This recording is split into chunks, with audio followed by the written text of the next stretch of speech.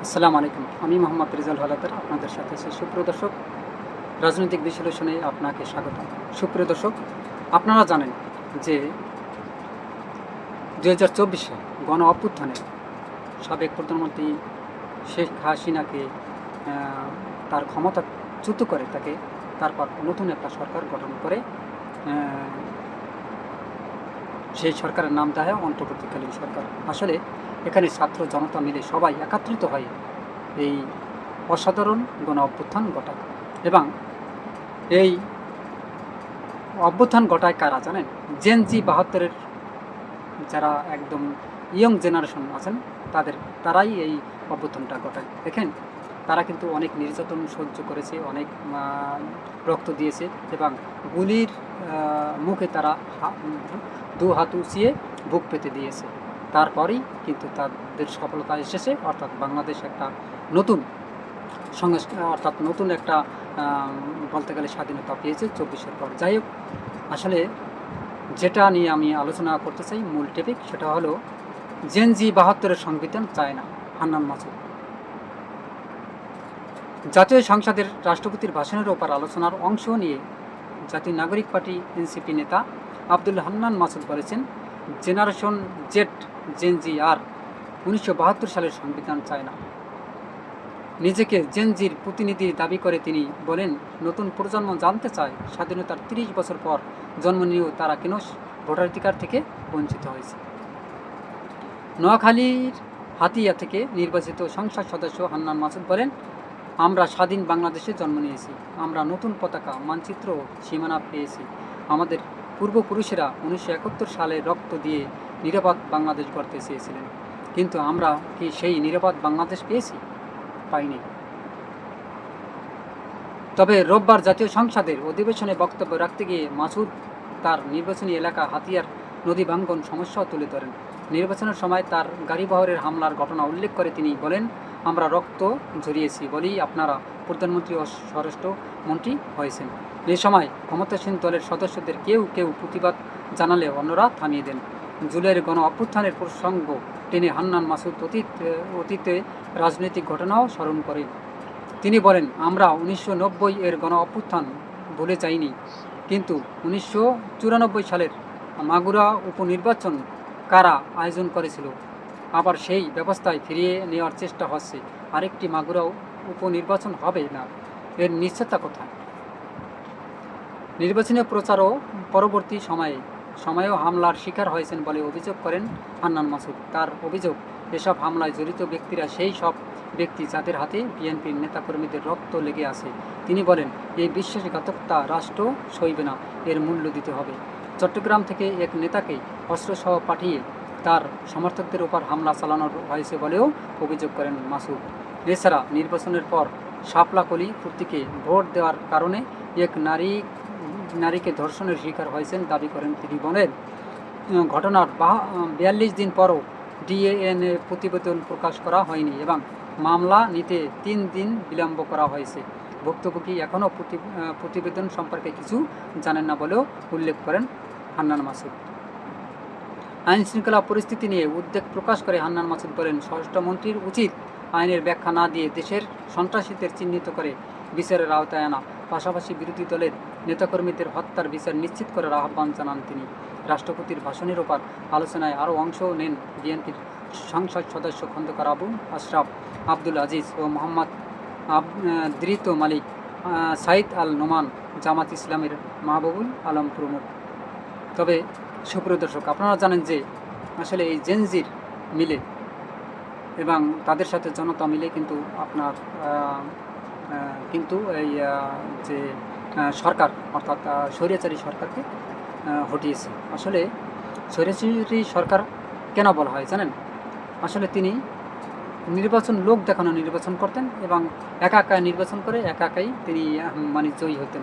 একটা হাস্যকর পরিস্থিতি হয়েছিল। যাই হোক, আসলে নির্বাচনটা আসলে কোনো গ্রহণযোগ্য নির্বাচন ছিল না।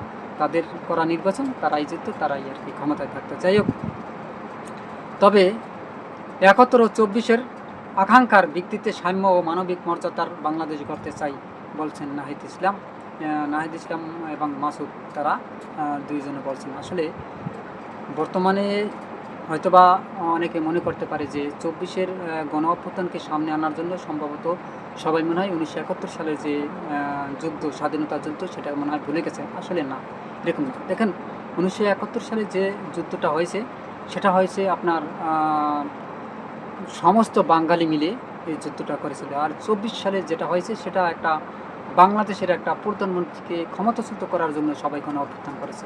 কিন্তু ওটা তো যুদ্ধ না, ওটা হয়তোবা 1971 সালে যে যুদ্ধটা, সেটা হচ্ছে অন্য দেশের বিরুদ্ধে, অর্থাৎ দেশের হয়ে যুদ্ধ করা। আর যেটা 24-এর গণ অভ্যুত্থান হয়েছে, সেটা তো গণ অভ্যুত্থান। আসলে এটাও যুদ্ধ কেন যুদ্ধের মধ্যে টেনে আনে তা আমার জানা নেই। তবে 24-এর গণ অভ্যুত্থানটা ছিল অত্যন্ত গুরুত্বপূর্ণ, কারণ যদি এখানে ছাত্ররা সফল না হতো, তাহলে কি হতো জানেন? হাজার হাজার লোক মারা যেত। অলরেডি আপনারা শুনেছেন যে 2500-র মতো লোক মানে নির্বিচারে গুলি করে তাদেরকে হত্যা করেছে, এবং প্রায় আরও 5000-এর লোক অধিক গুলিবিদ্ধ হয়ে, কেউ চোখ হারিয়েছে, কেউ মাথার মানে এদিক দিয়ে গুলি ঢুকে পিছন দিয়ে বের হয়ে গেছে, কারো হাত নাই, কারো পাও নাই, কারো বুক ঝারঝা হয়ে গেছে, কেউ মানে মানবতার জীবন যাপন করছেন, অর্থাৎ কেউ মানে একদম পঙ্গু হয়ে বিছানায় পড়ে আছেন। আসলে তিনি পাইপ দিয়ে খাচ্ছেন। আমি কিছুদিন আগে একটা ভিডিও দেখলাম, ভিডিওতে একটা লোক দেখলাম, মানে তার এই মুখমণ্ডল অর্থাৎ চোখ নাই। মানে এতটা ভয়ঙ্কর একটা পরিস্থিতি হয়েছে সেই ব্যক্তিকে দেখে, অর্থাৎ এমন কোনো লোক নাই যদি ও রাত্রে ভুলক্রমে, ও তো রাত্র আর দিন দেখতে পারবে না, চোখ নাই যেহেতু, ভুলক্রমে যদি বের হয় এবং কেউ যদি ওকে দেখে, অবশ্যই সে ভয় পাবে। মানে সে ভয় না, বিকট ভয় পাবে। এবং যদি সে জানা না থাকে যে এই লোকটা এরকমের পরিস্থিতি না, মানে হঠাৎ করে যদি সামনে পড়ে, এটা আমি যদি রাত্রে দেখি আমিও ভয় পাবো ভাই।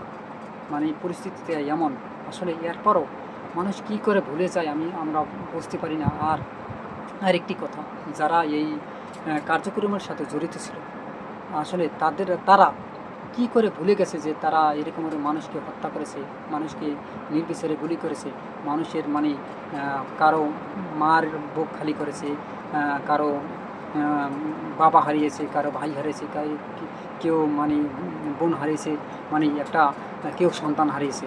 যাই হোক, আমরা এই যে 2024 সালে যে ঘটনাটা আমরা দেখেছি 5ই আগস্টের আগে, তা জুলাই আন্দোলনের সময়, তা সত্যি একটা ভয়ঙ্কর পরিস্থিতি রূপ ধারণ করেছিল। আসলে আপনারা জানেন যে সরকার চেয়েছিল, সাবেক প্রধানমন্ত্রী শেখ হাসিনা, তিনি চেয়েছিল যে থাকার জন্য যত প্রকার চেষ্টা তিনি করেছিলেন, মানুষের বুকে নির্বিচারে গুলি করার নির্দেশ দিয়েছেন। আমরা তখন স্বরাষ্ট্রমন্ত্রী কামাল, তাকে শুনতে বলেছি, মানে তাকে বলে, এক পুলিশ এসে বলে যে স্যার, আমরা একজনকে মারি, একজনই যায় এবং বাকিরা আর যায় না। তার মানে কতটা ভয়ঙ্কর পরিকল্পনা করছিল তারা। এবং এই যারা যায়নি তারা সাহসী যোদ্ধা ছিল, এবং তাদের কারণেই কিন্তু আজকে বাংলাদেশ একটা স্বৈরাচারী মুক্ত দেশ পেয়েছে। এবং তারেক জিয়া, তাদের কারণেই কিন্তু এই তারেক জিয়া এই বাংলাদেশ এখন বর্তমানে প্রধানমন্ত্রী, এবং এখন বর্তমানে স্বরাষ্ট্রমন্ত্রী আপনার সালাউদ্দিন আহমেদ, তিনি কিন্তু স্বরাষ্ট্রমন্ত্রী। তিনিও কিন্তু বাংলাদেশে থাকার কথা না, তিনি কিন্তু ভারতে থাকার কথা। কেন আপনারা জানেন যে তিনি কিন্তু গুম হয়েছিলেন। আর সেই সময় জুলাই আন্দোলনের সময় কিন্তু ফখরুল ইসলাম আলমগীর তিনি বলেছিলেন যে না, আমরা ছাত্রদের সাথে আমাদের কোনো সম্পর্কিত নেই, তারা আলাদা। দেখেন, জীবন বাঁচানোর জন্য তারা এই কথা বলেছেন, কিন্তু ভয়ে বলেছেন, কম চোটে বলেননি। যাই হোক, সুপ্রিয় দর্শক, আজকে এই সুফল ভোগ করতেছেন কিন্তু এই সব মানে ত্যাগী ছাত্রদের জন্য, জেনজির জন্য। জেনজির যেটা আমরা বলি, জেনজির যাদেরকে বলি, তারা কিন্তু জীবনের মায়া ত্যাগ করে তারপর বাংলাদেশকে মুক্ত করে দিয়েছেন। তাদেরও কিন্তু গুরুত্বপূর্ণ, অত্যন্ত গুরুত্বপূর্ণ। এদিকে আপনার যতটুকু জানতে পারলাম যে সংস্কার, এই যে গণভোট হয়েছে, গণভোটে প্রায় 68% লোক হ্যাঁ ভোটে ভোট দিয়েছেন। এবং এই 68% মানুষকে যদি বঞ্চিত করা হয়, তাদের সাথে বেইমানি করা হয়, তারা কিন্তু ছাড় দেবে না। হয়তো আজ বা কাল এটার অবশ্যই একটা ব্যাড এফেক্ট পড়বে। হয়তোবা সেটা কবে পরে আমরা বলতে পারি না। সুপ্রিয় দর্শক, আপনারা কী মনে করেন? অবশ্যই আপনাদের মতামত কমেন্টে লিখুন এবং ভিডিওটি ভালো লাগলে আর এস বাংলা নিউজ 24-কে সাবস্ক্রাইব করুন, লাইক ও শেয়ার দিয়ে সবাইকে দেখার সুযোগ করে দিন। আজ এ পর্যন্তই। আসসালামু আলাইকুম রহমতুল্লাহি ওয়া বারাকাতুহু।